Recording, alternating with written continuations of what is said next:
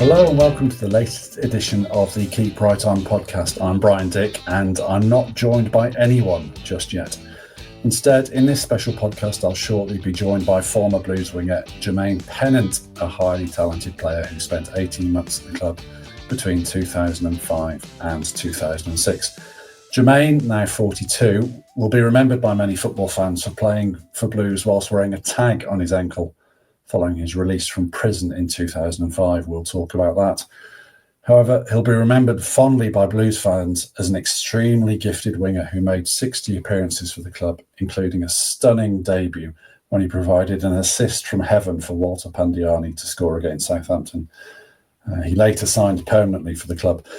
Unfortunately for Blues, Pennant left when they were relegated in 2006. And he moved to Liverpool and so ended a short time with Blues, which was played out, I have to be honest, against a backdrop of that drink-driving conviction. He arrived on loan from Arsenal, played 4 times for the club and then spent a month inside. A few days after his release in April, he was playing against Tottenham, and then a few weeks later he signed permanently for Blues. Let's catch up with Jermaine and hear what he has to say about his time at St Andrews. Hi Jermaine, how's it going today? It's going good, thank you. All good. The football season's back, so I'm happy. Exactly. Thank you very much for joining us on Keep Right On podcast. We haven't got you for very long, so I'm going to get straight into it, if that's okay. Jermaine, you were at Blues between January 2005 and the summer of 2006. It was a pretty tumultuous time, both at the club and I would imagine, for yourself personally. How do you look back on that period with Birmingham City? I loved it. I really enjoyed it. I really took to Birmingham, the city, the fans, the club itself was, was all great to me. And I have actually got only good memories of my time there. The season didn't go as planned. We just couldn't, we couldn't get momentum. We'd win a couple games, then draw, then lose, and then we'd have to start again. And we just couldn't get into a rhythm of putting a few decent results together to kick us further up the league. We had a good squad at the time, but something just didn't click at times. Yeah, at the end of your first full season, the 2005-06 season, obviously the team went down. Jermaine, I want to take you back to your debut because I was at the game that night. Yeah. February 2005. You and Walter Pandiani. But both making a debut at the same time against Southampton. And that cross that you put in for Pandiani to score that day, honestly, I don't know if I've seen a better one since. What do you remember of your debut? Yeah, it was a good debut. I think Birmingham at that time, I haven't seen 3 points in a little while. I think they're struggling. Yeah. And, the new signings kind of gave hope or, some fresh faces to, try and help the team. And I was on loan. It was my first game on loan. I knew. The funny thing is, the build up to that game, it was the strikers, me, Pandiani, and a few others, was doing a lot of crossing. The ball was just getting pinged at me to the wide, and I was just whipping it in. And I knew where it was going to be. I knew the area that I was supposed to aim at in between the 6-yard box and the penalty area.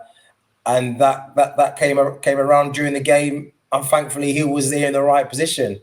But it was a great moment. The fans, the way they celebrated and enjoyed that night. I'll always remember that. And I'll say it was a debut to remember for sure.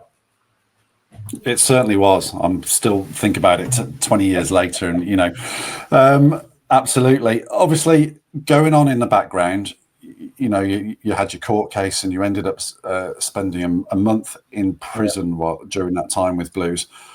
What was the club like with you during that period, which must have been extraordinarily difficult for yourself, for a young man? Let's not forget you were a very young man. It was unbelievable. Absolutely, they supported me. They stood by me. Even Steve Bruce, visited me at times. We had long conversations. They were still wanting me to be at the club. They wanted me there. They wanted to sign me.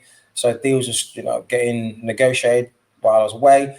And I was very grateful. I was grateful. And I think that's what that's what got the best out of me when I played for Blues. I think every time I played, there's always incidents and off the field and whatnot. But every time I put on that Blues jersey, every time I crossed that white line, I gave it everything I could. I wanted to repay the club, the fans, the manager for standing by me and giving me the opportunity again. And ultimately, I think that's what the fans saw. I was one of the better players, one of the better performers over the season. And I think ultimately that's what got the move to Liverpool on those bases. I've always been fond of Birmingham. I will always have a soft spot for Birmingham, and I always wish and hope they do get back to the top tier of football because they belong there. Such a unique and great club. That's it really. You came out, and within days, you must have been. I think you were playing against Tottenham. You were back out. What was that like? Your head must have been spinning as a young man. It took a little bit of time to get used. I was only there for like 30 days, but it wasn't pleasant. And I just couldn't wait to get back on the training pitch and get back playing. Literally, he threw me back out, started me against Spurs. He actually asked me, sat me down, said, "Look, this is up to you. If you want to play, are you ready?" And I just wanted to get back out there. I was like, absolutely. Didn't matter who was playing or what situation. I just wanted to get out there. If I only last 60 minutes, fine. Just want to get back out there and play. I was just literally raring to go, chomping at the bit.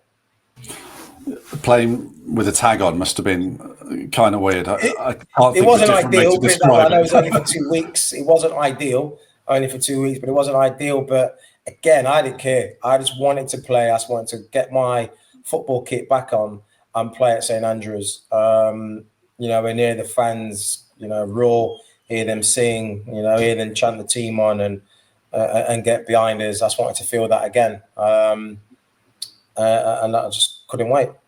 And Steve always stood by you, didn't he? There were a couple of scrapes later that summer than in the season, but Steve always stood by you.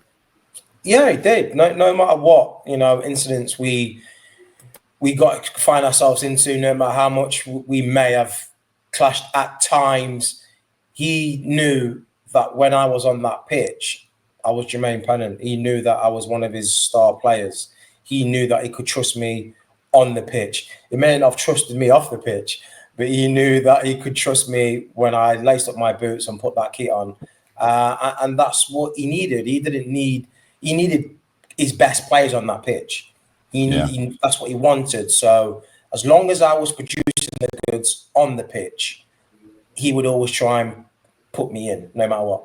You clearly did more right than wrong on the pitch because you ended up going to Liverpool later that summer after relegation.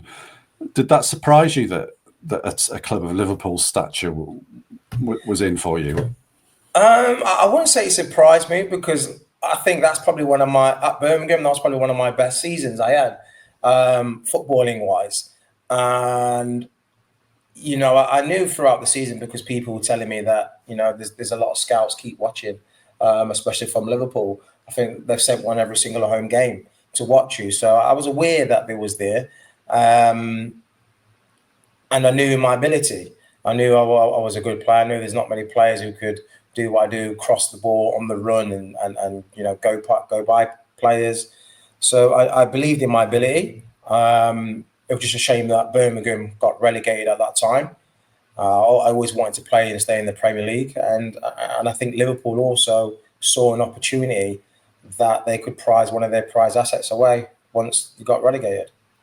What would 42-year-old Jermaine Pennant tell 22-year-old Jermaine Pennant now? Just be a little bit more professional. That's for sure.